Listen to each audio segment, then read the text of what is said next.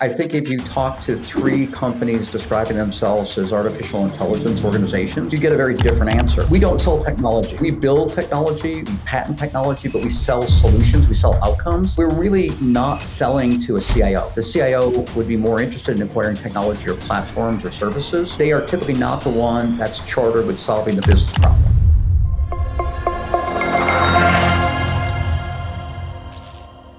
In this episode, I'm talking to Stephen Gold, CMO of Spark Cognition, a company that offers AI solutions at enterprise scale. Some of their largest clients include Boeing, Microsoft, Heineken, and more. We'll talk about number one, the company's top performing marketing channels. Number two, their fundraising history. The company raised in total $300 million over several rounds. And number three, what percentage of their marketing budget is still spent on PPC during these tough and turbulent times. We'll also try to figure out exactly how much money they make as one of the largest enterprise AI service providers. And if you can't answer a question, we'll take a shot of hot sauce. Wish me luck, Martians. Hope you enjoy this one. Hello, Martians. Welcome back to another episode of Marketing on Mars. Today we have Stephen Gold, CMO of a company called Spark Cognition, which is an award-winning AI solution that allows organizations to predict future outcomes, optimize processes, and prevent cyber attacks. They're doing some amazing things right now. Prior to that, he was a board of directors at a company called Cray Inc. He worked for a handful of other companies as well, some that you guys might recognize, IBM. I think we've heard that name once or twice, Honeywell, and a handful of other companies. But Stephen, thank you so much for coming on the show today. Thanks, Simon. Great to be here. So on this show, I told you a few months ago when we first connected, we have a tradition on the show where we start off the show with a shot of hot sauce. And then I'm going to be subsequently asking you tough questions on how you grew your company, current company, from X number of dollars to wherever you guys are at. And every single time you cannot answer a question, we both have to take another shot of hot sauce. So before we begin, what weapon of choice do you have for us today? This is kind of a blend of a little bit of Tabasco and a little bit of, ironically, it's a little bit of mayo. It's my own little sauce, and a little bit of pepper. And it's got a little spice and a little kick to it. And but I'm here. Cool. Are you going to be do you have a spoon or something? Will you be using a spoon? I'm taking sips. You're just going to take sips of Tabasco? Yeah. Well, it's a blend. It's a blend. Okay. All right. Okay. Well, before we start the hot sauce shot, let's give a little bit of an intro. I mean, my intro was probably is not going to be as good as yours, but maybe tell the audience a little bit about you, your background, maybe where you're from, and how you started at Spark Cognition. Yeah, Simon. So no, you did a great job, I think, with the general introduction. But I think the way I describe my background, I spent half of my career really in emerging businesses, growth businesses. I was out in the Valley for a dozen years. I spent about half my career in larger organizations. The way you get from startups to big companies is typically through acquisition, and my experience was no different. And that's how I came to be at IBM, and that's how I came to be at some other big enterprise businesses. And then when I look at what I did in those various organizations, I spent about half of my time in general management, about half my time in marketing. Marketing is my vocation. It's my avocation. It's what I love. It's what I truly enjoy doing. But I don't think you can be an effective marketer if you don't have an appreciation for your peer group. If you don't know what sales is doing and what they face in the market, if you don't understand finance and accounting, if you don't appreciate engineering and product, all of those have to come together symbiotically in a way that allows the organization to truly thrive. And you talked about it.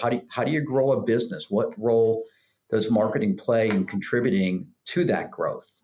I'm classically trained as an engineer. I'm a mechanical engineer. I actually went back to business school to get an appreciation for the other disciplines. Mm. And my nature is really drawn from the fact I grew up in the Midwest. I like to think it's a really balanced environment. People are generally really nice and accommodating and supportive, and I think that carries forward to the way I manage myself today. Yeah. No, I can see that. I mean, your background. If anyone is listening to this, definitely go check out Stephen Gould's LinkedIn profile. You joined one of the first companies you worked for. Digital Market was acquired by Oracle, and that's kind of how you entered. And then you worked at another company that was acquired by IBM, and that's how you joined IBM, eventually becoming the CMO of the Watson Group.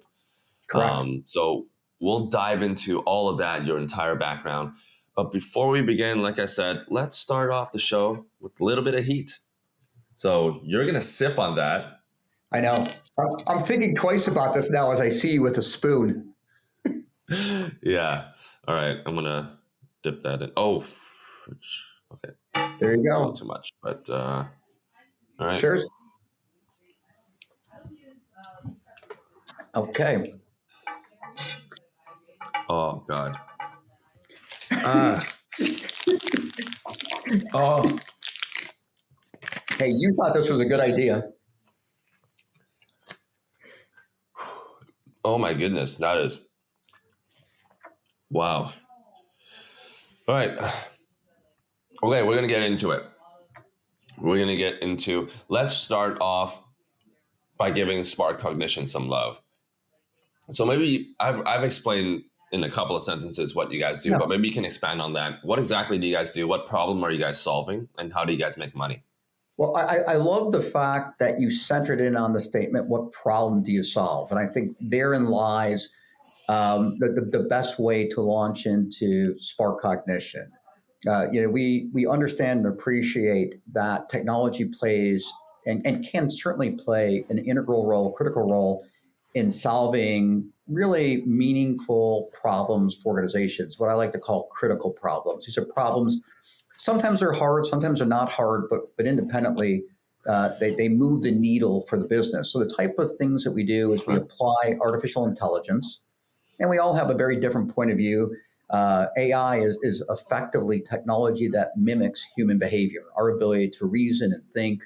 Often we'll call it machine learning or deep learning, our ability to understand the spoken word, natural language processing, our ability to process what we see, computer vision. All these are forms of AI, and we use our own technology, over 200 patents in our portfolio. We draw from that Mm. technology to really build out these applications that are very prescriptive in solving a problem, like, for example, I'm sure everybody that's listening, I suspect, has seen Deepwater Horizons, the movie. You see the Mm. oil platform catching fire, and the whole story goes on. Well, you would find our technology today out on the BP oil rigs, and we are predicting Mm. where an asset is likely to fail well in advance of it actually failing. Uh, Wow. you would find us in other areas of oil and gas optimizing shipping routes. We've been responsible for shipping over 3 billion barrels of oil in the last 2 years. And you're like, how hard can that be? But when you start to think about weather, piracy, destinations, port requirements, all these things, make those optimized decisions that much more complex. And we work across industries. You're going to find us in manufacturing, working with Wow. organizations on things as important as the safety of a worker. We use computer vision to detect near misses or prevent accidents, identify if an individual is in distress. And so the idea being, we very much build out these applications in oil and gas and manufacturing and financial services and aerospace across about 9 industries where Mm. we're solving something that's really mission critical to that business. Okay, so you guys are touching upon a lot of different industries. How many clients or companies are you guys working with under your portfolio? Just to give us a sense of how far reaching your company is. Yeah, I mean our clientele is predominantly all blue chip, Fortune size organizations. As I mentioned, we're in about 9 industries. You're talking hundreds of customers, not thousands of customers. Mhm. And the organization today is about 450 individuals. Okay, so about 450 individuals working at Spark Cognition across 9 different industries. Maybe we'll talk a little bit. We'll talk a little bit about some of your largest clients later, if they're Sure. shareable. But before we dive into all that, let's get to understand the numbers. Let's get to understand how large Spark Cognition is, and then we'll dive into all of your marketing, how you guys win in marketing. So some of the common questions that we'd like to ask is, how much money did you guys raise at what valuation? Is any of that shareable? It is. It is. We've gone through a number of series. We completed our Series D in January of 2022. So great Okay. timing to get that done. In the Series D, we raised 135 million. All in, since inception, we've raised 300 million.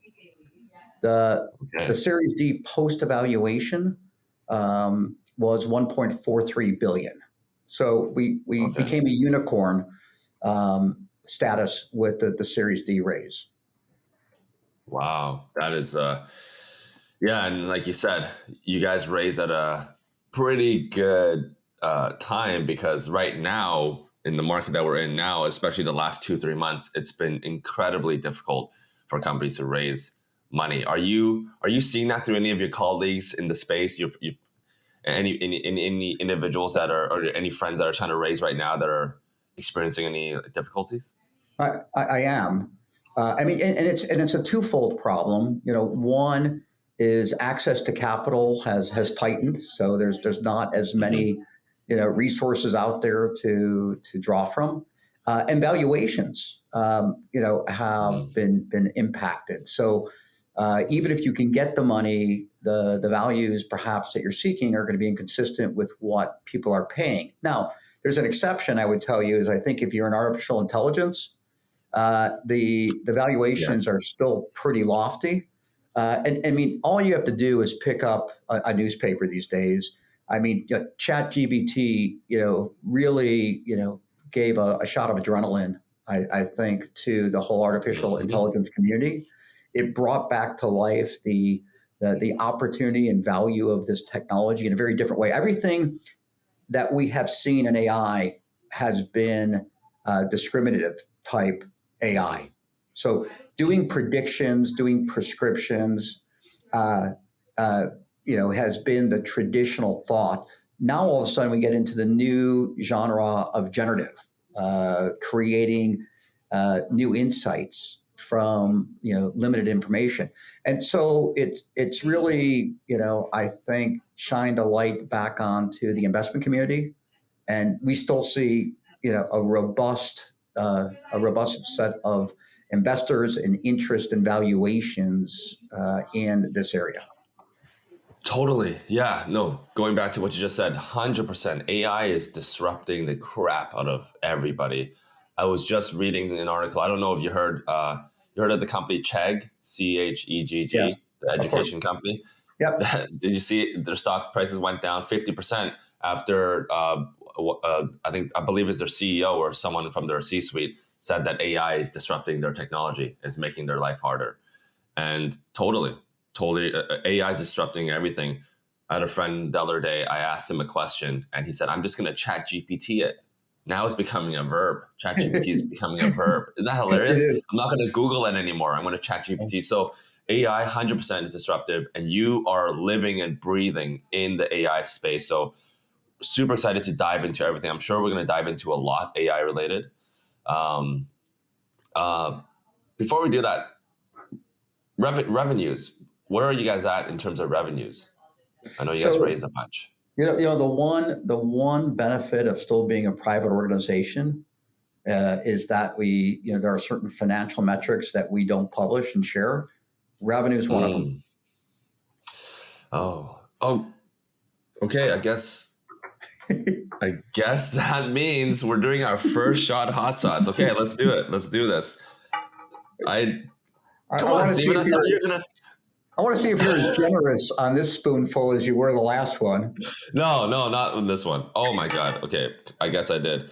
I thought you were gonna answer every single question today. Oh my goodness. All Yeah. right, I Uh-huh. guess we're gonna do shots hot sauce. All All right, right. cheers. We were on a roll there.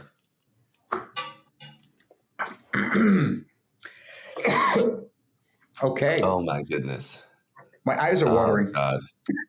I, everything is watering for me.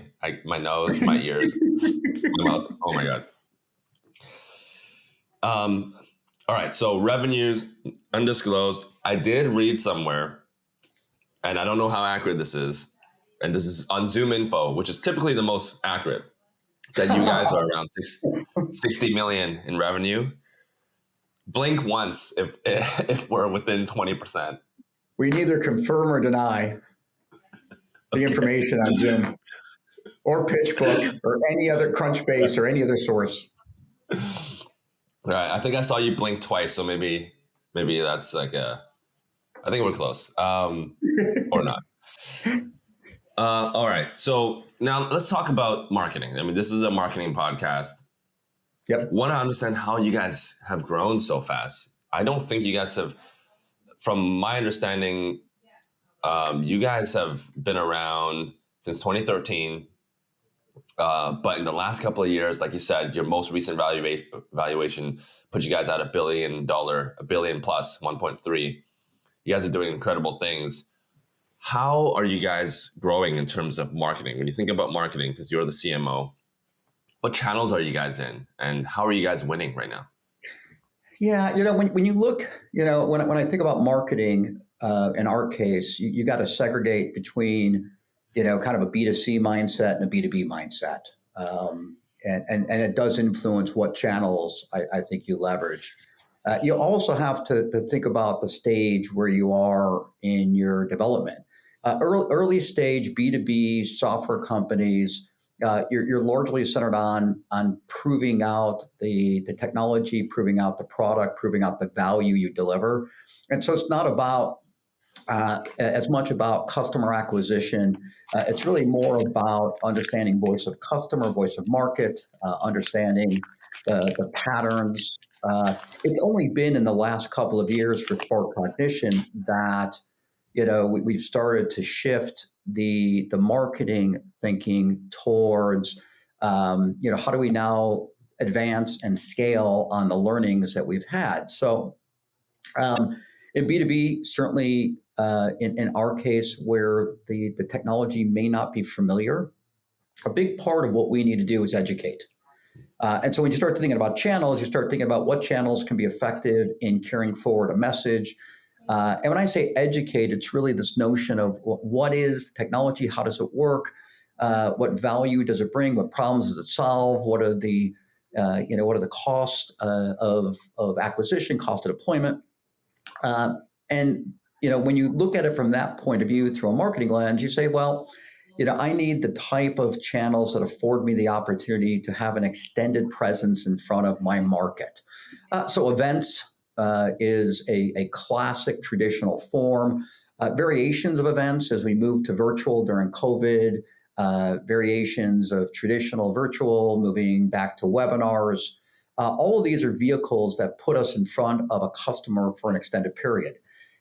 Certainly, the more typical routes, digital routes apply. Our message gets communicated and carried, through our web presence. We think a lot about SEO and how do we ensure, as you said, when you went looking, you found Spark Cognition out there. It's pretty common. For the things that we do, we think a lot about that. We use various forms of digital advertising, pay-per-clicks. Of course, traditional email marketing, we're very targeted. ABM activities are important. We know who our buyer is. We know who the persona is. We know who the customer is from a company point of view. These are all very effective vehicles. Certainly content marketing hand in hand with education. You can't do great education without great content. And so We're very thoughtful, I think, about doing that. Um, there are other vehicles that may be more familiar to marketers. Influencer marketing, or Mm, other forms that are a bit less relevant today to us. Not that they're not important, but simply an influencer's value isn't going to be as impactful when you're talking about a big ticket product, when you're talking about a big ticket complex product, and when you're talking about a big ticket complex product where most people don't understand the core technology. yeah, you got all those things working against you in that sense, from a traditional sense. I was just gonna say, I can't imagine, as your ICP is probably quite large, in terms of the company size is probably quite large, right? They're probably medium to large enterprise. They are. I can't imagine social media and influencer being that effective of a channel for you guys. Do you guys do any at all? Do you guys spend any money there? We do, and the nice thing about that channel is that you can be very targeted. You can get very Mm, prescriptive on who you want to reach. You can tailor the message to them. So we actually find it to be a pretty effective channel. They're not all equal, meaning that what we do on LinkedIn, which tends to lend itself more to the B2B crowd, is different than what we do on right. Facebook, which is Yeah. more human interest stories, which is just different than what we do on Instagram, which is different than how we think about using Twitter. Twitter is a great vehicle to amplify our voice, to reinforce other ideas and areas of opportunity that we want to message out. But no, I think it's like a tool chest, right? There's a proper tool for everything that you want to do. You don't grab a hammer when you want to screw in a screw. You grab a screwdriver, and Hmm. I think we think about social media that way. It's not a consumer site. It's not hundreds of millions or tens of millions of followers. It's tens of thousands or hundreds of thousands, but it's a very specific crowd that you want to reach. Hmm. So, if you were to give us like your percentage breakdown on where you spend money on, there's I counted 2, 4, 6 different channels. I got social media, events, slash webinars, digital ad spend, SEO, Yeah. email marketing, number 5, and number 6, ABM. Help us give us a percentage, a rough percentage of where this money is going. Yeah, For a and company like Spark Cognition. yeah, and look, it probably won't surprise you. A big part of our spend, 50%, call it, is in the talent. And the beautiful part Mm, about marketing today is a lot of the things, a lot of the channels we mentioned, a lot of the activities in those channels really is more about the talent than it is about the direct cost. mm, We're about half funded through the talent, the skills of the team that we built. On the other half, not all those things are created equal, for good or mhm, bad. Events are expensive. mhm, They're expensive to be there. They're expensive from a logistic and support. They're expensive from a time, just the people required. And so I would tell you that out of the remaining 50%, a third of it goes towards events. okay, A third of it is really targeted towards digital. I'll say digital marketing. So this is targeted. It's pay per click. It's targeted advertising, vehicles like LinkedIn, and mhm, such. And a third of it is I would say miscellaneous. Some of the agency stuff we do with SEO. right. Some of the work we do in content. Will make up the balance of that third. What about ABM? You mentioned ABM as one of the channels. Is that a really So big channel for you it guys? is a big channel. I count ABM as part of the talent pool. Oh, Uh, I see. I so see. Okay. a lot of that is the person in the loop doing the targeting. The Right. Right. Right. the digital side of that is inexpensive. right? Putting that list together, assembling that, but the actual outreach is all people. Yeah. Okay. I That shouldn't makes say all sense. people. I mean, So obviously emails and others, but there's not a lot of cost to it other than people. yeah, exactly. Yeah. I mean, it's hard. I know it's hard. There's no black and white. There's probably, unless we go through your entire, internal balance sheet and figure out where everything goes. It's a much bigger answer than that. But I think that 33% events slash community, 33% digital ads, and 33% miscellaneous SEO, email, content, and all that. That makes a lot of sense. So you guys are still finding that performance advertising is working for you guys in the B2B We do. world. We do. Again, I think you have to be very prescriptive, hyper precision type activities. We Right. can't afford, nor would it be effective to do the boil the ocean. So we do. We target by audience, by industry, by geography, by persona, by title and such. Which makes it a very cost-effective vehicle. The challenge there is that the more you stratify down, the more you sequence, the smaller and smaller and smaller your world gets, which means Mm-hmm. the return has to be there, right? It's not the law of large numbers anymore. It's the reality of small populations that you have to tap. Yeah. And so help us define, you mentioned your personas. You have multiple different personas. Who are they exactly? Are you targeting the CIOs, CTOs, or Yeah. CMOs? Like, who are you exactly? Are you Great. targeting? Yeah, no, great question. Because I think if you talk to three companies describing themselves as artificial intelligence organizations, you get a very different answer.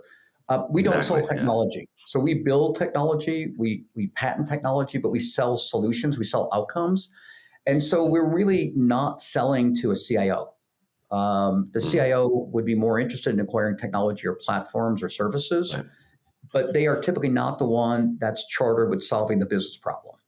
So Mm-hmm. our typical buyer is going to be the business owner. Now, in manufacturing, that business owner could be a plant manager. In oil and gas, it could be the VP of operations.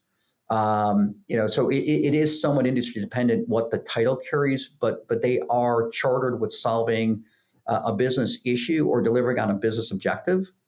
The influencer in our case, tends to be the operator. So the individual or individuals that actually have to work the problem. So if we're in manufacturing and the buyer is a plant manager, the influencer might be the director of HSE, health, safety, and environment, and Mm-hmm. they don't have a budget, but they have a charter to ensure that there's no accidents in the plant. So everybody we typically interact with is going to be on the business side of the equation. They're not going to be in the back office. They're not going to be CIO. They're not going to be part of the finance organization. But we're very much involved and aligned to the C-suite. Certainly, I would argue that the Mm-hmm. CEO, CCO, COO are all interested. Why? We touch on ESG initiatives, obviously big boardroom topics. So the types of things that we do matter to them. We hit top line productivity that matters to them. We hit bottom line performance and cost issues that matters to them. So we bifurcate between, I'll say, senior leadership who's interested in the overall objective of running a better business, and what I call the tactical owner, the business owner who's actually got to deliver it. Right. Right. No, that makes a lot of sense. How long? Because you yourself have been at SparkCognition for, call it, a year and a half ish, right? Almost 2 years actually, Few almost years. 2 years. Did you guys already figure out the ICP when you had arrived, or was it just a learning process? And are you still, is it still a continuous learning process as platforms are changing? People are shifting away from the Instagram and Facebook, moving over to LinkedIn more. LinkedIn is becoming a really popular tool. Yeah. Like, is it a learning process of who you're reaching and how you're reaching and where you're reaching, or have you guys figured it out and you're just sort of optimizing it now? Yeah, and I'll step back and say, I have the benefit of having worked with the business for almost a decade since inception. So I was the group CMO for IBM Watson, and was responsible, in addition to the marketing, for what we called our ecosystem, our channel partners.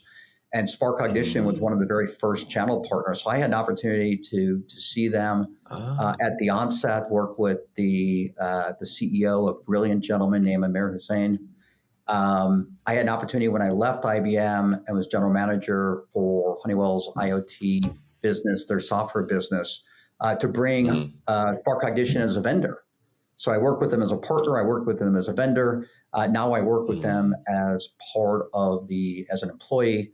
And so I have had the benefit of seeing this from a number of different sides. But to your question, I think it's dynamic. I think it's constantly changing. I think we're constantly learning. I think the market is constantly changing and adapting. And you can't just say, "Oh, I figured it out. I'm done." Right? No sooner do you kind of figure it out than you realize, and that things change. In fact, we were talking, Simon, about the fact, look at YouTube. They constantly change their algorithm, their formulas. So from your side of the equation, you're saying, how do I get views? How do I get visibility? We look at each of our channels that way. Are we tuned to the channel, to the algorithm, to the model? Are we optimized? We constantly reevaluate those channels. We're looking at YouTube. Of course, we've always had a YouTube presence, but B2B has never been, largely associated with, kind of that channel. Yeah. But things are changing, right? And we talk about education, and YouTube is a great vehicle for education. And so, I think as a marketer, you constantly have to test yourself to say, are there new vehicles out there? Are there new channels out there? Are there different ways to think about the channels? Are we optimized for the channels that we're already in? And I think, we've seen, what I would call drifting, right? How people use LinkedIn, 3, 4, 5 years ago is different than perhaps how they think about today. Look at Facebook.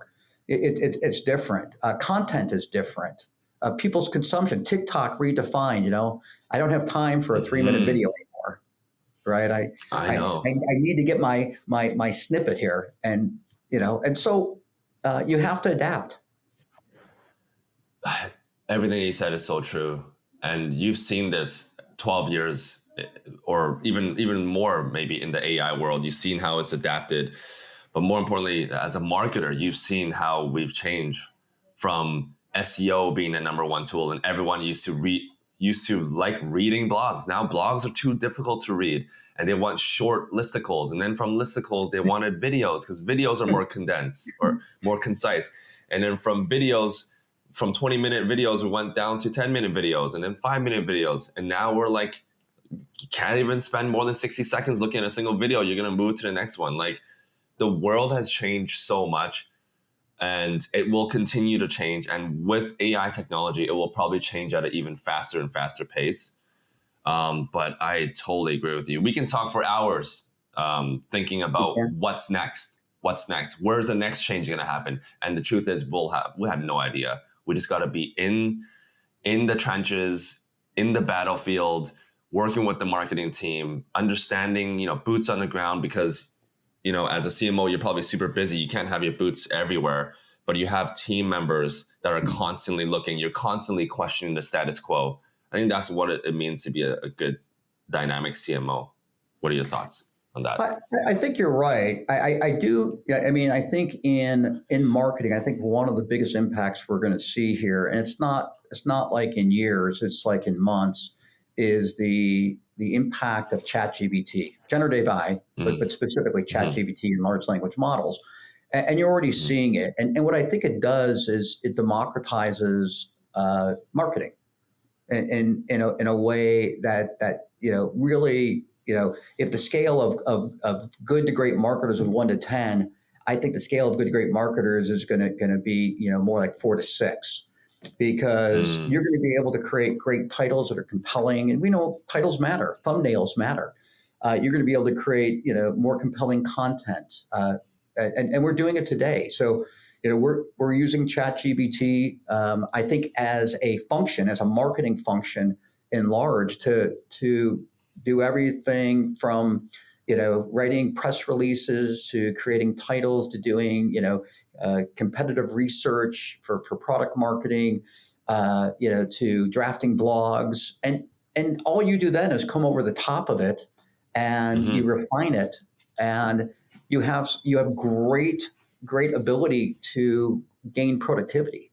I would argue today that my staff is probably 3 to 5 times more productive. More productive. With Yeah. ChatGPT. And look, it's not the end all, but if you said what disruption is occurring, there's no question. And people are like, oh, okay, it's just marketing. No, it's marketing, it's legal, it's software development. You name it, it's going to have a pervasive effect. Now, there's good and bad that will come of that, but I do think it's coming. And even like SEO, you talked about that. Using generative AI to optimize SEO is here today. Yeah. So now that ChatGPT is making and other tools are coming out, do you see my screen blinking, by the way? I do. With yeah, it's weird. Hopefully we'll be able to edit that out. But with all these new tools that's making content easier, and everyone seemingly is using it now, one of the questions that comes up is like, how do we, if everyone's writing the same thing and everyone's saying the same thing, how do you stand out from everyone else's content? And we talked about it earlier, how there's so many podcasts now. So one of the difficult things was like, how do we stand out? Yeah. We got hot sauce. We got hot sauce to stand out, but that's not the only, that can't be the only thing, because then everyone else will do hot sauce. There has to be some way. And it comes back to I look at Duolingo, for example, as an example, how they stand out on TikTok. They're constantly creating new creative campaigns with their little owl mascot. Right. And for me, it's a hot sauce. For another guy, the guy that started Morning Brew, he started a new company. It's a plunger. It's a plunger. The plunger for your toilet. He carries a plunger around everywhere he goes publicly, because that stands out. Like, how do you think about it? Is that a fear of yours, that everyone can now come in and talk exactly the same as you guys because they can use AI tools, that you guys are worried about? How do you guys continue to stand out? Do you think about that?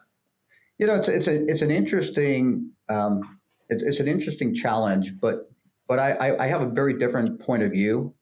I guess I would share with you that today one of the issues we run into is there's so much noise in the market with the various competitors saying the same or similar things. So if in fact I am your target market, I'm probably getting barraged not by one or two or three other competitors. I'm probably getting barraged by 30. 27 are probably irrelevant to me, but because of the way they messages, the poor quality of the communication, the ambiguity, the generality, I've got to sift through that to figure it out. And that's a B2B kind of issue, but I've got to sift through that.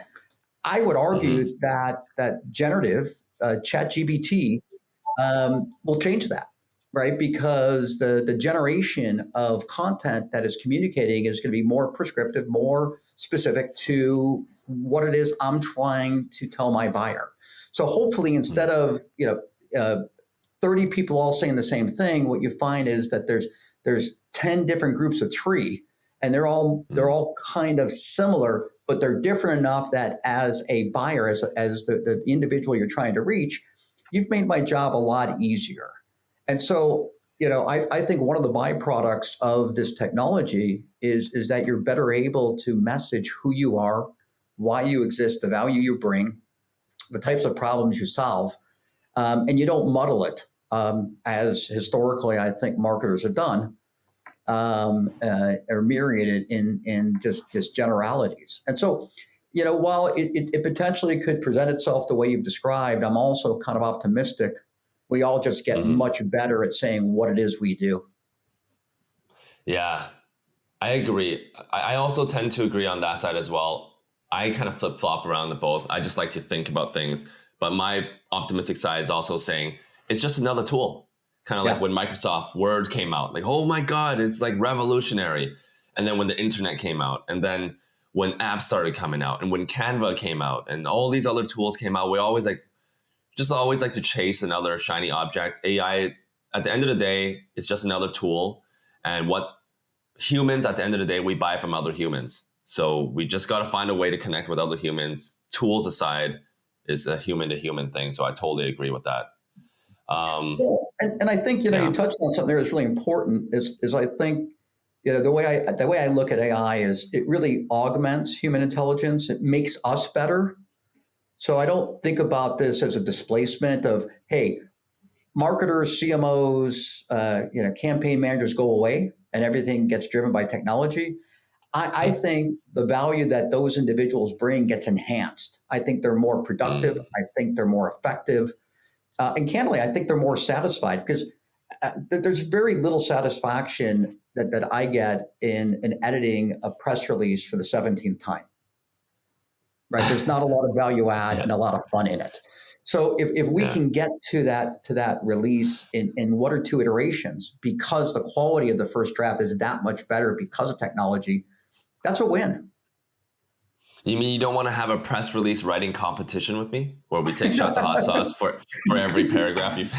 I'm Let's not still do I'm that. still suffering from the heartburn from the first two. Yeah, yeah. Okay. So you talked a little bit about education being a critical piece for what Spark Cognition is doing. Um, in general, I found that high ticket products, the higher the ticket, the more education is required. And I think you and I talked about it last time when we first talked about this.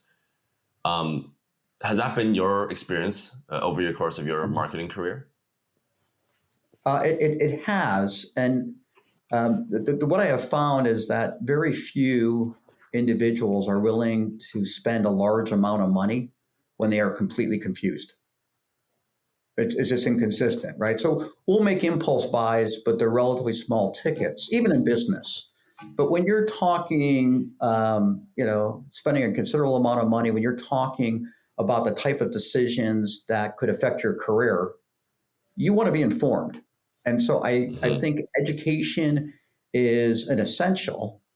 And I think you have to, one of the challenges is always how do I parse that knowledge out in a way that it's in digestible chunks.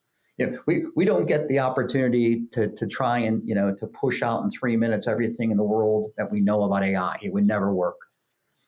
Nor can you get someone to commit 12 hours of classroom to fully appreciate what you do. So I think one of the challenges to a bigger ticket complex product isn't just the understanding education is important.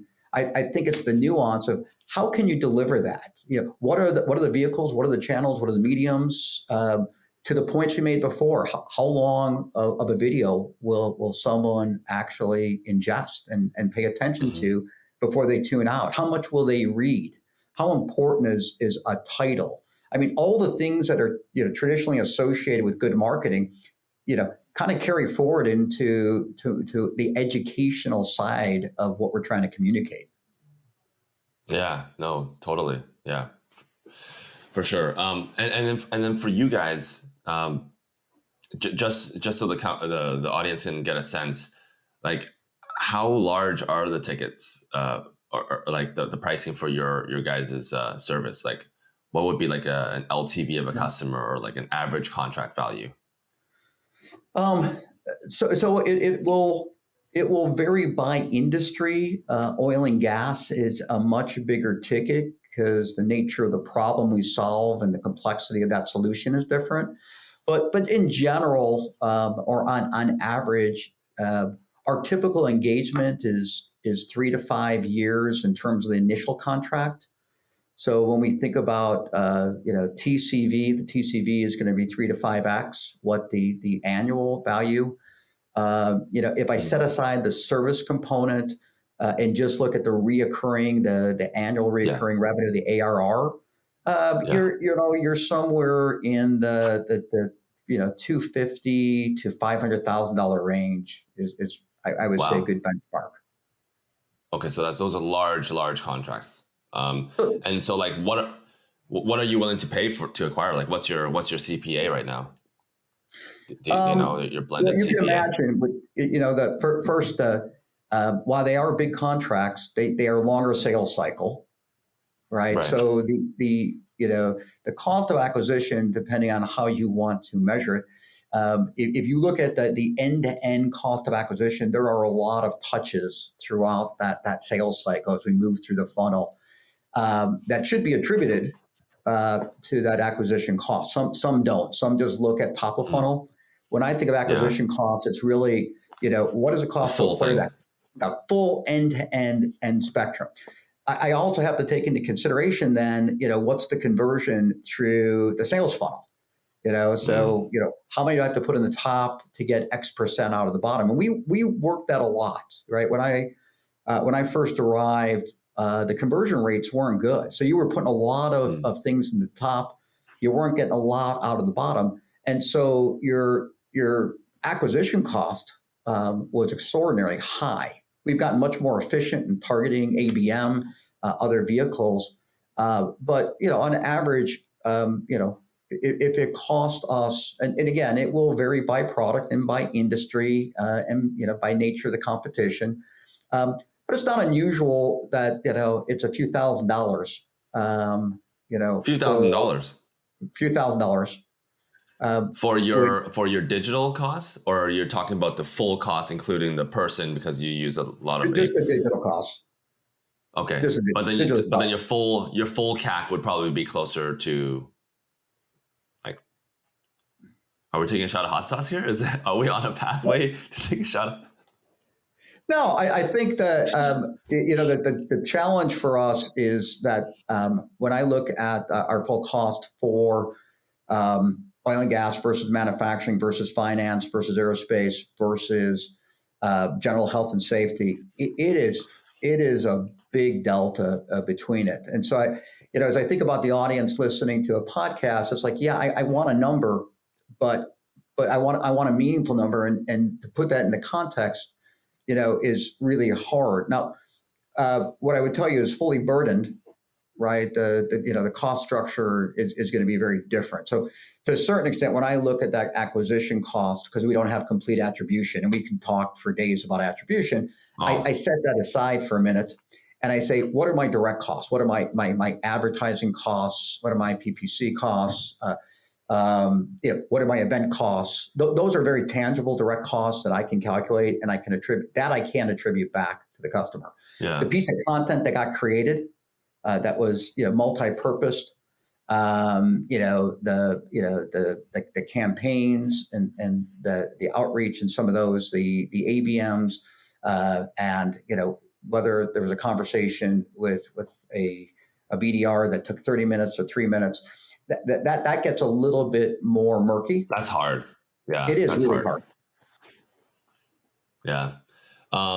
Okay. Before we close off, because I know we started a little late, we'll definitely have to get you back for round 2, because there's still a million other things we haven't talked about. We haven't talked about events. We haven't talked about any of the other channels, SEO, and we're definitely gonna have to get you back for round 2.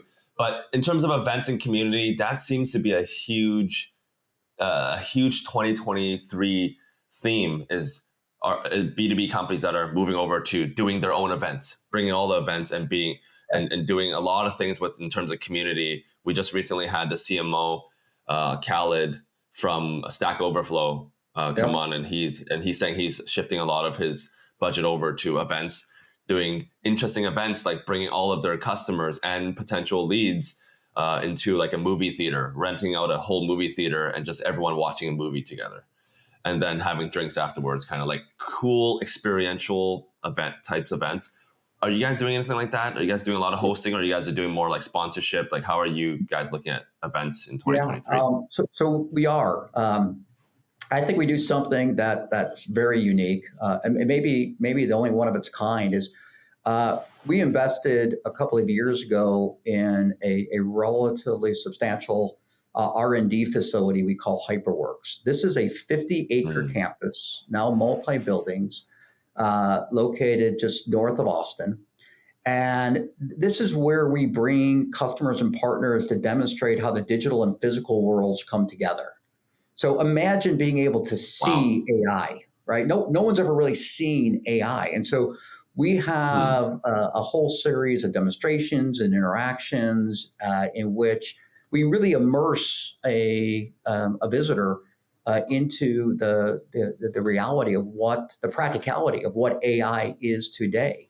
So last week, for example, we hosted an event, to your question, a little over 200 people at HyperWorks. This was a highly targeted event around the defense community. And it's an amazing opportunity for conversations, presentations, demonstrations. All the demonstrations are live.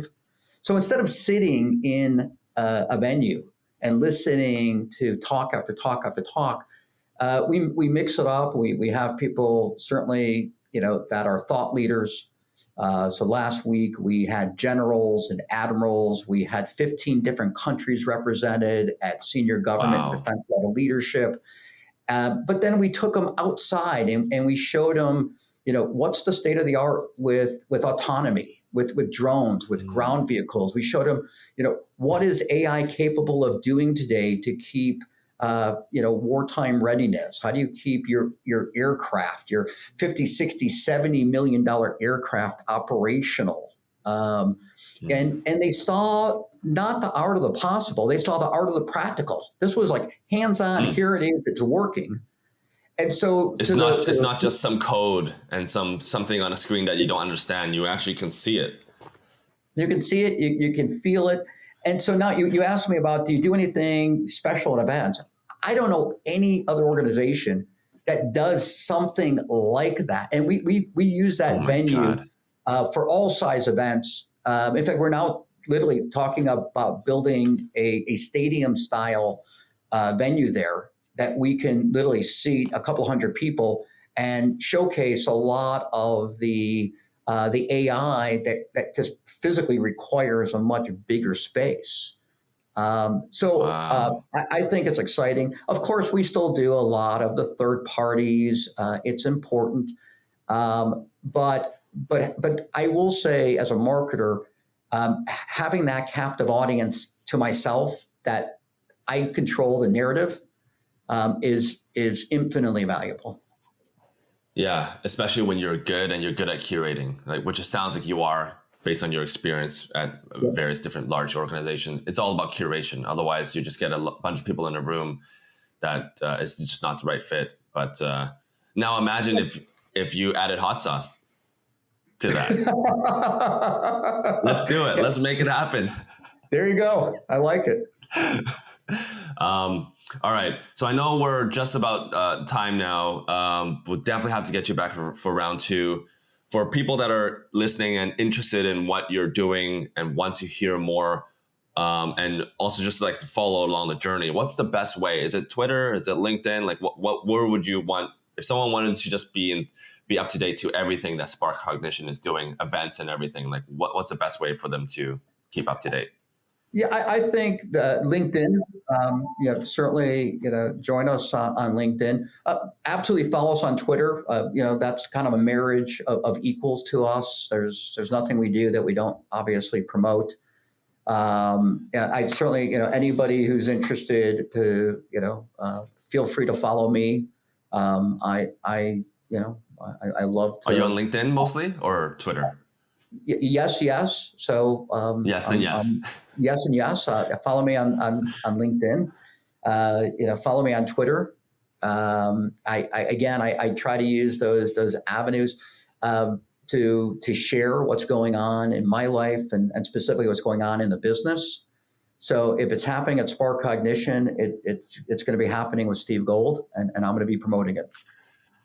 Awesome. Well, excited to hear more about your events. I'm looking forward to getting an invitation to the next one. I would love to see AI and being able to feel it, but we'll definitely have to do round 2. Thank you so much for jumping on. And until next time, appreciate your time.